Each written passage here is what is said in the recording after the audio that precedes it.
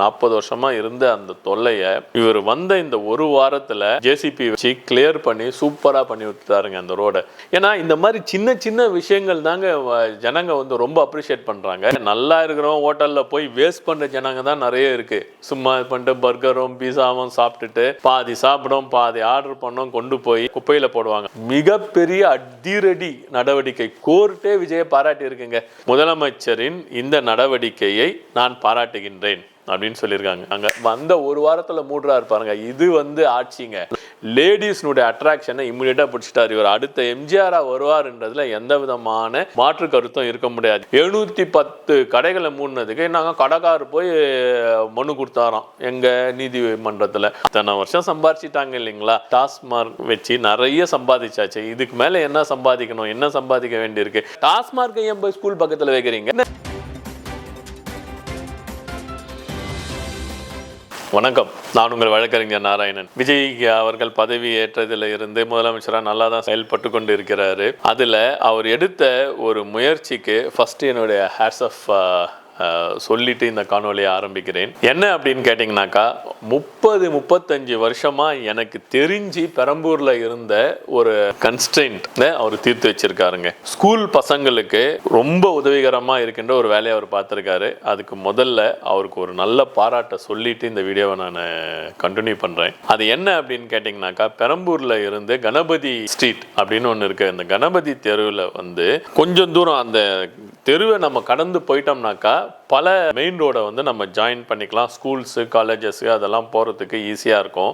அந்த இடத்துல பல மனுக்களை அங்கே இருக்கிறவங்க கொடுத்துட்டாங்க. நானே பர்சனலாக பார்த்துருக்கேன். அந்த தெரு அடைப்பட்டு இருக்கிறதுனால பல கிலோமீட்டர் 2 கிலோமீட்டர் பசங்க வந்து சுற்றிக்கிட்டு ஸ்கூலுக்கு போகணும், சுற்றிக்கிட்டு ஸ்கூலில் இருந்து வரணும். இந்த மாதிரி தான் இவ்வளோ நாள் இருந்திருக்கு. 40 வருஷமா இருந்த அந்த தொல்லையை இவர் வந்த இந்த ஒரு வாரத்தில் ஜேசிபி வச்சு கிளியர் பண்ணி சூப்பராக பண்ணி விட்டுட்டாருங்க அந்த ரோடை. இதனால் என்னன்னாக்கா ஜனங்க ரொம்ப சந்தோஷம். பெரம்பூர் வாசிகளுக்கு ரொம்ப சந்தோஷம். அந்த ரோடு இப்போ ஃப்ரீ ஆயிடுச்சு. பசங்கள்லாம் இப்போ நடந்தே ஸ்கூலுக்கு போகிற அளவுக்கு அந்த ரோடு ஆயிடுச்சு. ஏன்னா எல்லாம் 1 கிலோமீட்டர் சுற்றணும்.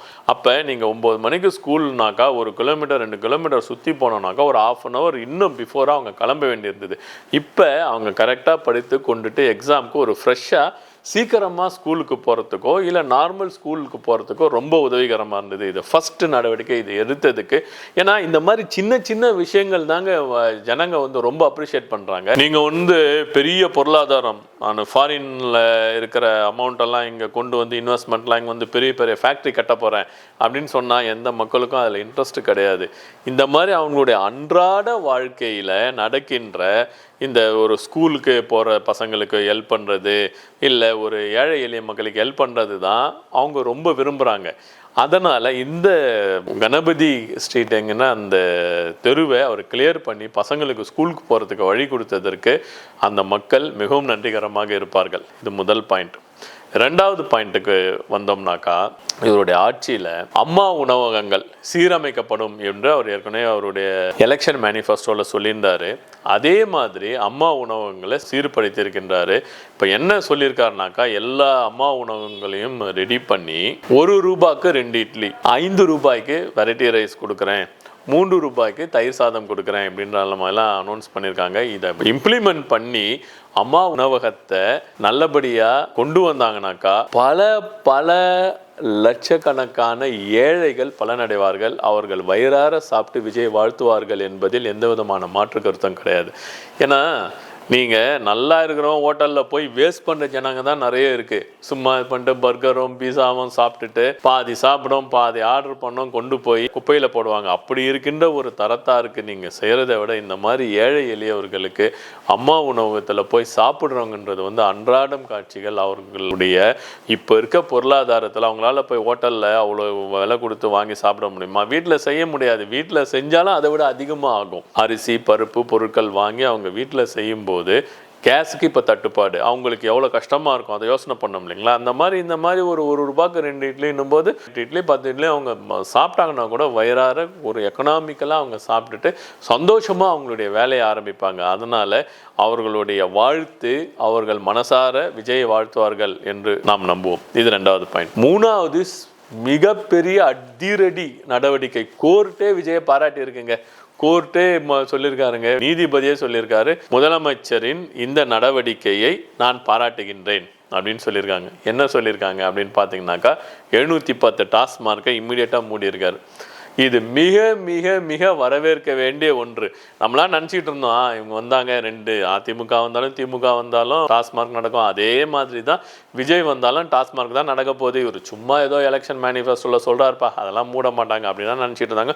மூடினாலும் ஒரு வருஷம் 2 வருஷத்துக்கு அப்புறம் தான் மூடுவார்னு நினச்சிருந்தாங்க. வந்த ஒரு வாரத்தில் மூடுறாரு பாருங்க. இது ஆட்சிங்க. நம்ம எப்போவுமே இந்த சாராயம் போதை பொருள் ஒழிப்புக்கு எதிராக நிறைய காணொலிகளை போட்டு இருக்கின்றோம். இது மிக மிக மிக வரவேற்கத்தக்க ஒன்று.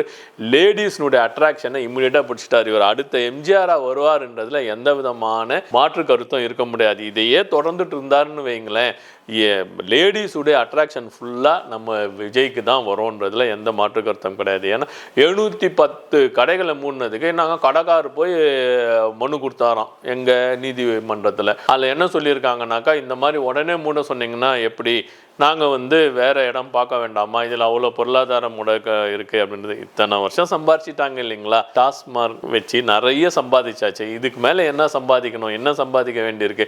இதுவே நல்லதை நடத்துங்க, ஸ்கூல் வைங்க, ஸ்கூல் பக்கத்தில் ஏதாவது கடை வைங்க, பசங்களுக்கு யூஸ்ஃபுல்லாக இருக்குன்ற மாதிரி ஒரு ஸ்கூல் பேக் வைங்க, பேகு கடை வைங்க, இல்லை ஸ்கூல் சாக்ஸு ஷூஸு அவங்களுடைய பாட புத்தகங்களுக்கான ஸ்டேஷ்னரி கடை ஸ்கூல் பக்கத்தில் வைங்க. டாஸ்மார்க்கை ஏன் போய் ஸ்கூல் பக்கத்தில் வைக்கிறீங்க? அதே மாதிரி கோயில் பக்கத்தில் போய் டாஸ்மார்க் ஏன் வைக்கிறீங்க? கோயில் பக்கத்தில் கோயிலுக்கு சம்மந்தப்பட்ட ஏதோ ஒரு சாமி படம் வைக்கிறது, இல்லை மற்றபடி இங்கே அந்த கோயில் சம்மந்தப்பட்ட அர்ச்சனை தட்டு இந்த மாதிரி இருக்கின்ற பொருட்கள் வைக்கின்ற, ஏன் நீங்கள் கொஞ்சம் பெரிய லெவலில் போட்டிங்கனாக்கா உங்கள் சாமி டாலர் இந்த மாதிரி இருக்கிறதெல்லாம் வச்சுங்களா, அங்கேயும் ஃபேன்சி ஐட்டம்லாம் வைக்கிறீங்கல்ல, பொம்மை கடை வச்சுருக்காங்கல்ல, அவங்களாம் பழைக்கலையா? நீங்கள் டாஸ்மார்க்கு தான் கொண்டு கோயில் பக்கத்தில் வச்சு ஸ்கூல் பக்கத்தில் வச்சு அதுலேருந்து வருமானம் சம்பாதிக்கணுமா? நான் வன்மையாக கண்டிக்கிறேனுங்க. இது நீதிமன்றம் கூறிய தீர்ப்பை மனதார அனைவரும் பாராட்டுவார்கள். இது விஜய் செய்த 3வது ஒரு சாதனையை நான் பார்க்குறேன். விஜய் நினைத்தால் நடத்த முடியும். விஜய் ஒரு சகாப்தத்தை ஏற்படுத்தி இருக்கின்றார். விஜய் இதை தொடர்ந்து தமிழ்நாட்டுக்கு ஒரு நல்ல அரசை கொடுப்பார், குடியில்லாத ஒரு அரசை கொடுப்பார் என்று கூறி எனது காணொலியை முடிக்கின்றேன். நன்றி, வணக்கம்.